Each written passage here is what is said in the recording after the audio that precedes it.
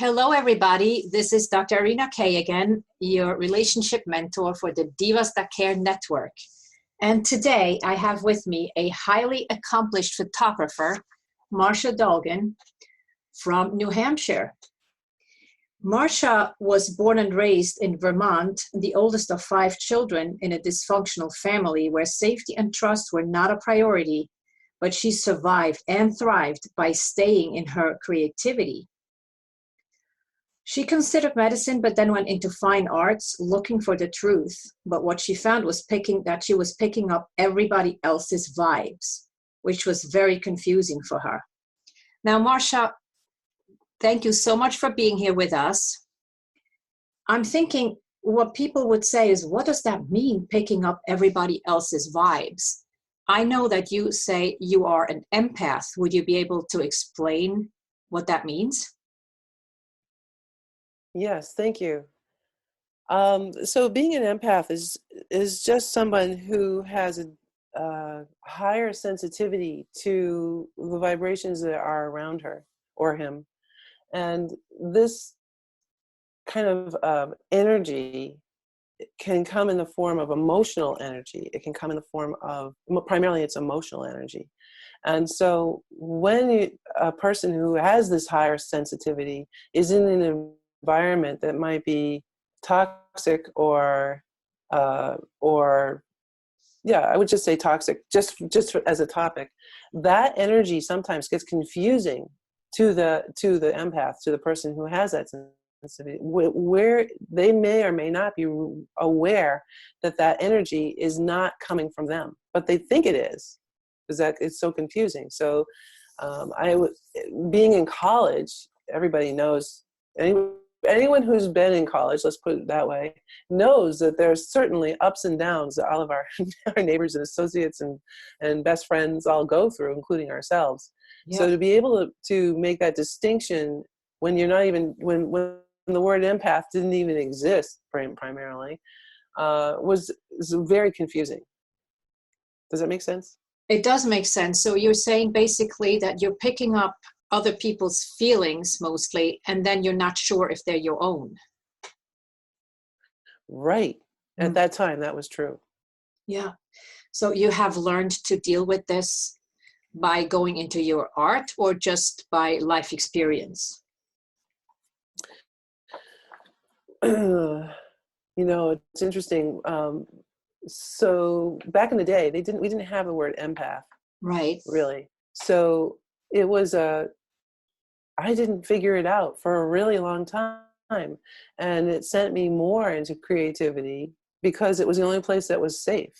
I could have my own focus and my own direction. And I'll usually, if I was working with another person, and I would have that energy, and I learned to take control of myself and take control of the situation as much as possible, seeing as I was the photographer when I became a photographer, so that I could focus on them 100% if I wanted. Well, I definitely would. I mean, we're focused on them 100%. What I found was when you are focusing on something 100%, you are essentially giving unconditional love, even if it's to a flower. But let's just say you're doing it to a human who has their own baggage. When they get that kind of energy, they give it back in a beautiful way. So that was addictive for me. I really found it was a very safe and it was hard work, but it was safe and it was beautiful. And it also raised the bar on the photographs. Let me tell you, they were gorgeous. I believe you because I know that you said you studied with Ansel Adams, and I don't know whether the audience knows Ansel Adams, but I'm buying his calendars every year. They're beautiful black and white photographs of landscape. And then you also studied on the East Coast with the best female portrait and event photographer in the Boston area. You had many awards won among your peers. And then when you started your own studio focusing on women, you were so booked and so in demand that you actually turned down Oprah, right? Yes, but that happened because I was on New England television frequently, and by being on with that kind of exposure back in that day, that was that just totally booked me up. I had no time no time and really no interest. I felt like someone else should enjoy that in Chicago. I was in See, New England. I mean, you must be extremely accomplished to not have time for Oprah, I'd say. Well, I wasn't I didn't see the gain for me. And I I see. felt that I felt that someone else could have that because I was busy. I didn't need the gain from that. That's wonderful. But what you said before is kind of striking a chord. You're saying you felt safe when you were focusing on your photography, and that's what you wanted to give to others as well. You gave women the permission and the safety to express their own vision through you when they were not judged. And that was, a concept that was like almost unheard of back in the late 80s. Right. It's very true. At that time, majority of photographers were men, and there was and photography was much more formalized at that time too. And I wanted to loosen up all of the parameters. And I also did not want the women to be judged. And if a man is doing the photographs at that time, because things have changed a lot, they were putting their own preferences in place before they were taking care of their clients. And it was not, everybody who came out of a photograph session, I can't say this globally, but just generally speaking, they were at risk of being marginalized by the man's preferences. So I went about this completely differently. I wanted everyone to be I wanted every woman who wanted this to have the opportunity to be treated incredibly well and to be honored and to be not judged. And that was what I wanted.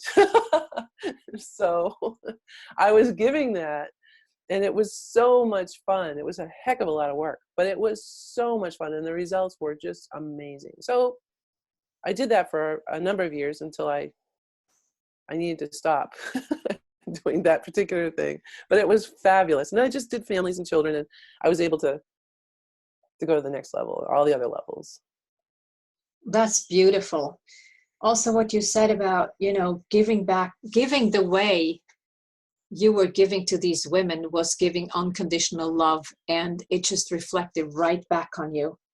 Is that something you were able to do in your relationships? No, not always. Let me tell you what the requirements are for that to happen. Please First, do. because I tried it, and I got stepped on. The most important thing you've got to do is you've got to have trust. So if someone comes into your studio or to your home or to your business and they're giving you money, they are trusting you, okay? Right. And that is, they've got to give you something of value, because you have to be of value to them. And if you just do this out on the street, give someone unconditional love, if they're a kind person, you'll get something back that'll be wonderful. But if they're not and they don't trust you, you don't know what you're going to get back. And I found that out. I tried it networking. I tried it socially.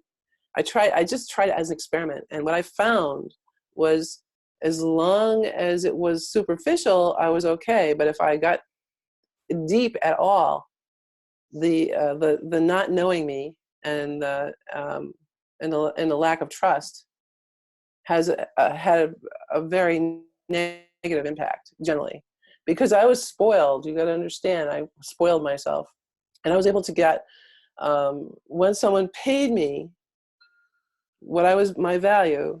And I went through, once we did that, once I had talked to them and we understood that we were on the same page, we were able to do amazing things that blew my mind, because I was open about it. I was very open. I had rules. I had 3 guidelines, but other than that, I never broke any. I broke all my other rules. It came down to 3 basic rules. But and I want to tell you what the rules were. Okay, so the rules were, let me think. I would never do centerfold or explicit photography with them. Number two was I'd never let them look whipped or submissive. And that I would say, and that's my politics. Okay. And the 3rd rule was they could not do this unless they had fun. Those are my 3 rules. That's all there was. The one And that speaks to me most is your second rule, yeah, that was a good one. because that probably comes from your own life experience, right? Yes, I'm sure it does. But at the time, I remember there was a Guess, Guess commercial, and it was showing women looking very whipped and submissive. And it really upset me because that was a social stigma that they were trying to establish. And I was countering that in every way. And so it probably did source from having experience being whipped and submissive, or at least people trying to do that to me. So yeah, it probably did. You rebelled against that. Oh, totally. Mm-hmm. So Totally. obviously, if you didn't like it in yourself, you didn't want to ask others to do that. I wasn't going to ask them to do it. I wasn't allowing it. Right. I wasn't allowing it. It was like, it wasn't an option. And I had to make sure that everyone understood that, because there were some people, remember, you go on television. I was on television frequently because I helped their ratings, to be quite frank. Oh, wonderful. Wow. The first time I was on TV, this TV station received 2,500 phone calls. I received 900. Goodness. Okay, so Can you that say was wow? yes. Yeah, well, and again, this was New England. So you figure the numbers actually work out. So it's probably 250,000 people probably saw it, and it ends up being about 3%, right? So, the whole numbers work out just exactly the way the numbers work out in all kinds of marketing. But in any case, I did not give them that opportunity. So when I went on those TV shows, I literally every single time told people I love to turn people on to themselves. This is my program. This is what I do. The non-judgment thing was really important. And then I told them in every single show what my 3 rules were. Okay, so they knew before they called me. That would get the people who wanted the nudity and wanted X-rated photographs to not call me. Right. And I didn't want to deal with that. It was a waste of my time. So apparently this resonated highly with the audience or the viewers back then, and it probably is the same still, right? So what are you doing right now in your business? So these days, I am shooting less and coaching more. Actually, I shoot probably more now so that I can coach, but it's a different impetus.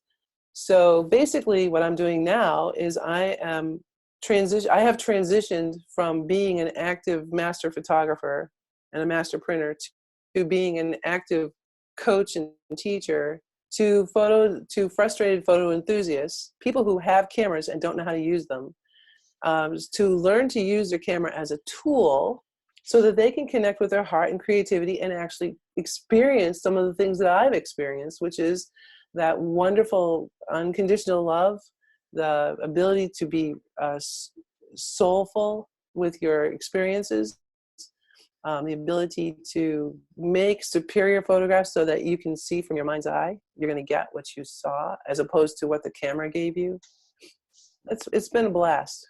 Well, that sounds very powerful, because I know what you just said is it's a tool for the people to connect with their own awareness and the creativity, so you can get that soul connection instead of having the camera depict like a superficial picture. Well, you get really deep and you get the mind's eye, which obviously has the soul in it, to express itself through photography. Yeah, that's perfect. You just said that really well. Basically, most people come to me originally because they don't know how to use their camera, but the heart is what made them love photography in the first place. Your heart, we want to pick up the camera and you want to capture what you saw in your mind's eye. So they have this first step, which is, I don't know how to use my camera. Okay, let's take care of that. That's an easy fix. And now let's go into how do we capture what's in your mind's eye? Let's make that connection. So it's a lot about awareness, and not judgmental too. I mean, you can have opinions, okay, but you work it out so that you decide what's judgmental and what's not. What is good composition, and how do we control the viewer's eye so that they can see exactly what we thought we saw, what we wanted to express through our mind's eye. It's so exciting. It sounds fascinating. It also sounds like this is not beginner stuff. This goes really deep.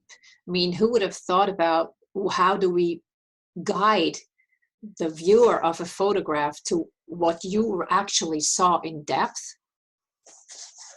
I think that is amazingly powerful.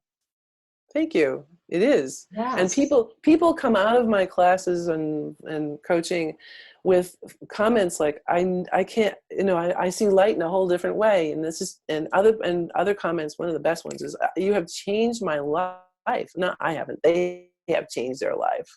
This is a total different way of looking at everything, and it makes me feel fabulous. I mean, I hear this kind of thing all the time. How does it affect their lives?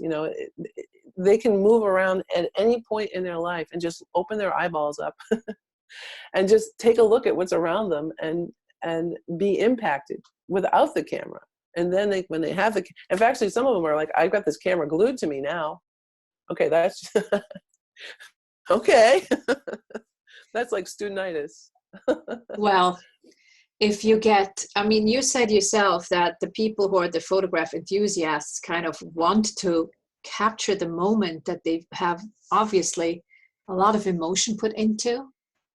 Yes. They want to capture that and preserve it somehow. I think a lot of times they don't realize that it's their heart that's running the show. Okay, until it's said. I mean, once it's said, everyone goes, aha, that's right. Okay, I do hear that all the time. It's your heart, which has the strongest vibration of all the organs in your entire body, including your brain. Yeah. It's your heart that makes you pick up your camera, and it makes an interpretation, which is called your mind's eye. So your heart is actually controlling your brain. It's controlling your desire to pick up that camera, to capture whatever it is that is appealing to you. Okay, it's because it's appealing to your heart.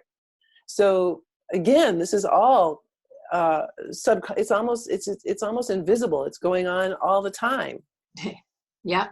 Okay, you don't have to sit there and think it's my heart. You don't have to go with stage 1, stage 2, stage 3. It's just happening. So, and this is great work for a person who is an empath or not. You don't have to be. You can be. You don't have to be an. What's the word? A person who's outgoing. You can be a very Extrovert.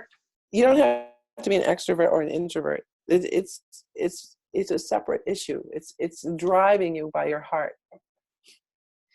I believe everybody is driven by their heart, and they sometimes do not listen enough to their heart because a lot of societal rules are in place to keep the heart in check, like the should haves, would haves, and all these kind of things that we are pressed into and brainwashed into.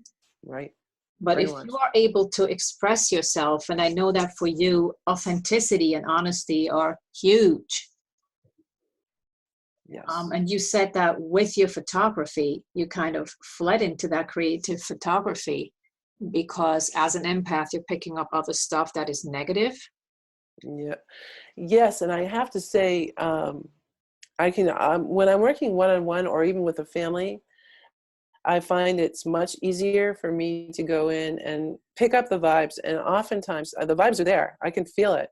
And if there's a negative or a toxic thing going on, I have to literally confront it with them so they stop producing it. Wow. And I literally will confront them because everyone's feeling it. They just don't know it. So, and I can see it because I'm feeling it from everybody. It's so, I don't think I'm unique in this, or maybe I am. I have no idea. I'm only me. But I have been able to stop toxicity just temporarily. And I mean, I will actually bring it up. I will actually pull the person aside and I will actually have a conversation with them. And it's all in love. I want you to know I do it in love. I don't do it like nasty or mean or it's in love and kindness. And it always works. And the one time that it's really tough is when I still do photograph weddings now and then. When I'm doing a wedding and there's a lot of toxicity, I have found over the years that I have, it didn't affect my work in shooting the job, but what it affected was my follow through. and Oh, indeed. because it's so hard to that's so hard to for me to manage. It's And so I hard. believe that is because you're an empath. Other people may be able to brush it off, Right. but you Right. feel it in your core. Yes, and it makes the whole job be um, far more challenging than it needs to be. And it's like, okay, well now as an older person now who more mature and also now knows the word empath now, because it does exist, um, and understands it, I can put it in check. But for a long time I didn't know what it was. And so that was the time. So a lot of times I stay out of big groups. Oh, I can imagine. uh, yeah, so I tend to stay away from a lot of big groups. And but if someone hires me to do a job, I mean, I'll do it, and I'll blow their socks off. But um, because that's my own personal bar, that's my own personal responsibility. That's why they hired me. So, but I have those little, like I said, when there's a giant event like a wedding, and you've got toxicity going on, and I can nail it. I can predict. It's like, oh my God. So I used to do a lot of weddings back in when my kids were little, because they didn't know a Saturday or a Sunday from a weekday. But Right. when but when they got older, I was when they began to have activities on weekends, I started to back off on them.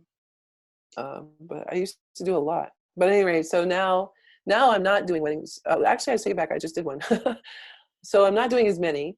I um, I love the creativity. I love what I can do afterwards, how I can present these images, and the things that I can do are so much fun. Um, and I'm teaching people um, not to do weddings. I'm not teaching people to do weddings at this time, but I'm teaching them how to make the connections in their own selves so that they can take the next steps. And a number of my students, I know I don't make a goal of making people prepared to open a studio, although I could. That's not my goal. My goal is to make them be able to produce their mind's eye, and then how they want to do that is their business. But I do have a number of students that are opening their own part-time studios, which is, I'm Fantastic. like, oh my God, it is good. But I got to tell you, I'm recommending they join various professional photograph associations immediately. Okay. Do not pass go. Do not collect $200. So I have two questions for you at this point. Could you tell somebody in the audience who maybe feel right now that, oh yeah, that sounds like me, I'm an empath as well? What could they do to kind of have the boundaries set up between them and what's around them? Should they avoid large groups, or what could they do? Well, the first thing they want to do, that's a great question. There's a number of things that you can do. I'll just go with some first things. The first thing you need to do is be aware of yourself and your mind and your body. It's just, you need to really be aware of your body as well, and how you are in your body. If you are connected with that, then you're going to know, you're going to have a clue when something comes in that doesn't belong to you. Okay? So having those boundaries, and I don't mean boundaries, now remember, this is not, you're not making judgments against yourself. There's nothing negative about this. This is just being aware. So that's one thing. Then when some kind of, if you're in a situation where you're starting to hear or feel some kind of a negative tingle, it may not, and it's just coming out of nowhere, that's coming from somebody. Okay?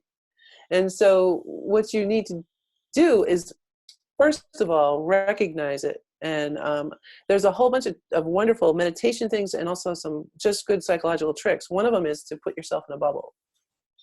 Right. And I've heard of that one.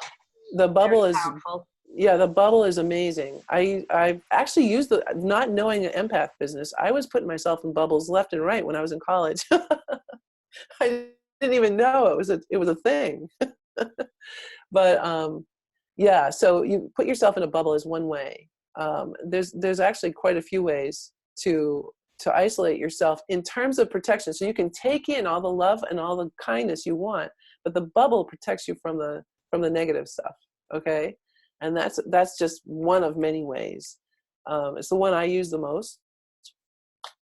And it really totally helps me. I recently had attended my son's wedding, and X was there, and he's not good for me. Right, obviously. And I put myself in a bubble, and was able to have a great time. It was the first time we had gotten back together again in 10 years. And it worked out really well. Beautiful. So that was a real test that I was very worried about, because I didn't want old things to come up, which I continually forgive him. And I didn't want any of those things to come up. I didn't want to have an impact. I didn't want to have a scene. I didn't want anything to happen. And so the best thing I could do to protect myself was to put me in a bubble, and it totally worked. So that's one of many ways to do this. There are specialists and wonderful groups that have support for people who have this extra awareness, this extra. It's an attractive. It's like it's actually attractive, and it also attracts that. It probably is. Yeah. I have heard empaths say it's not a gift, it's a curse. But maybe these were the ones that did not know how to separate themselves from others because the boundaries were still blurred. Right. Well, it is a curse if you exactly, it could become a curse if you allow it to run you. Oh my gosh. Okay. Because then you're taking in, everybody else's bad stuff, and you can't separate your own out. Then you're going to be in a funk forever. It's like crazy. Why would you do that? And if you would do it because you didn't know, that's right. all. The thing is that once you recognize, if you hear what I'm saying and you say, geez, I had these kinds of experiences before, and I feel like, it's a heaviness that doesn't belong to me. That's because, and again, this becomes know your body, know yourself. Okay. Because when some of this heaviness comes in, it changes your mind, it changes your body a little bit. Okay. It puts you into strength, puts you into stress. Yes, when you don't need definitely. It. And my famous words are energy sucker. Yeah. You don't want that. It's not helpful for you. No. So how do you get rid of it? Well, if you have it, you can, again, put yourself in a bubble and do some self-care. Okay. Take care of yourself. Self-care. It could be fun. It can, even if it's just like, I know I never take bubble baths, but the idea of taking one would be so nice. Okay, why don't you then? But before I let you go to get your bubble bath, I will have to ask you my other question. So you're saying you don't really do like much personal photography anymore, but what if somebody would like to actually get shot by you? Is that still an option? Oh yeah. No, I do more personal photography now than I have done ever. Well, I shouldn't say ever. Since I had my studio in my studio location, I'm doing more now because I'm teaching, and I'm doing what I'm asking my students to do. So I'm actually shooting more now, more personal stuff than ever. And yes, I'm still available to do photographs for people. I still love it. It didn't go away. It's just a transition. Okay. So what could people do to get in contact with you to either have like a personal shot done or become a student? If they're photograph enthusiasts and really want to step up their game. They can contact me through, they can email me at Marsha. My email is marsha@marciadolgin.com, MARCIADOLGIN.com. Or we can put the link underneath this or somewhere, and I can give you a quick, easy access button to just push, and it'll take you right to a place where I actually have a freebie for those who want to learn who want to learn 3 things that they can do before they even pick up a camera that will make a huge difference in their success. and I have that available for you guys to just click on that button. It'll take you right over there, and you can download it. So Oh, that that would is be very generous of you. yeah, that would be the best thing. And from that, you can contact me directly, and I will be able to set up a conversation with you, and we can figure out what would work for you, whether it's a session or perhaps you'd like to just meet me and we can chat and see if we get along well, what we can do together. It'd be awesome.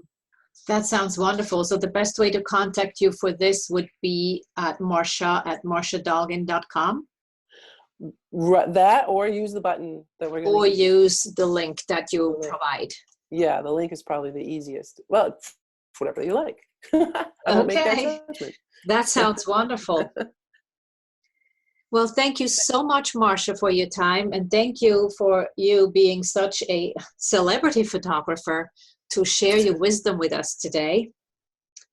And also, thank on you. the other hand, that gift, well, you're very welcome, of being available if people want to work with somebody who can blow their socks off or become a student of yours. I think that sounds fantastic and fascinating. Thank you so much. This has been a pleasure and a really interesting aspect of what I do. So I appreciate that. Thank you. You're very welcome. And I'm sure the audience who are empaths will breathe a sigh of relief knowing that there is a way to use this gift and even use it at an extremely high level like you have. So thank you very much from both the empaths, the photo enthusiasts, and everybody else. You are very welcome. Speaking to you today. You're welcome. Take care. You too. Thank you. This was Dr. Rena Kay for the Divas That Care Network.